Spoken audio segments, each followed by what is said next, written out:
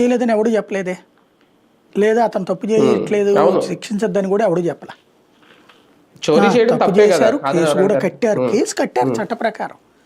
Case కట్టాక వాళ్ళ కుటుంబ సభ్యులు వచ్చి కాళ్ళ ఎళ్ళబడి అయ్యా మా వాడు చేశాడు, మా ఆస్తి అంతా రాసి ఇచ్చేస్తాం, మమ్మల్ని వదిలేయండి అన్నాడు. ఎంత ఉంటుందంటే 14.5 కోట్లు ఉంటుందని చట్ట రికార్డుల ప్రకారం. టోటల్గా చూస్తే 150 కోట్లు ఉంటుంది అన్నారు. దేవుడికి 150 కోట్ల ఆస్తి వచ్చేస్తుంది అంటే ఈవో ఏమనుకున్నాడు, చైర్మన్ ఏమనుకున్నాడు, నేను దేవుడికి ఇంత సంపాదించి పెడుతున్నాను అనుకున్నాడు. అది వాళ్ళు తింటే తప్పు ఖచ్చితంగా. ఇందులో వాడిని శిక్షించకుండా వాళ్ళు కనుక ఆ డబ్బులు వాళ్ళ పేరుని రాయించుకున్నారనుకోండి ఖచ్చితంగా తప్పే, ఒప్పుకు తీరాలి. కానీ ఇక్కడ ఈ ఆస్తులు రాసిచ్చే విషయమే చట్టపరంగా జరగలేదు. చట్టపరంగానే జరిగింది, రిజిస్ట్రేషన్ కూడా జరిగింది. రిజిస్ట్రేషన్కి అయినటువంటి కాస్ట్ 50 లక్షల రూపాయలు ఒక మాజీ న్యాయమూర్తి గారు ఖర్చు పెట్టారు. అంటే ఆయన న్యాయం అని భావించాడు కదా.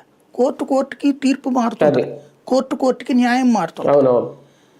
సుప్రీంకోర్టుకి జడ్జిగా చేసినటువంటి ఆయనకి అది మంచి అనిపించింది, హైకోర్టు జడ్జి గారికి అది నేరం అనిపించింది. అది తేడా, సింపుల్ లాజిక్. ఇక్కడ జరుగుతున్నది అదే. ఇక్కడ విచిత్రం డిబేట్ అలా లోక్ అదాలత్తులు చట్ట ప్రకారం కేసు నమోదు చేశాక ఆ కేసు రాజీ అన్నటువంటిది ఈవో చెప్పకుండా రాజీ చేసుకుంటారా?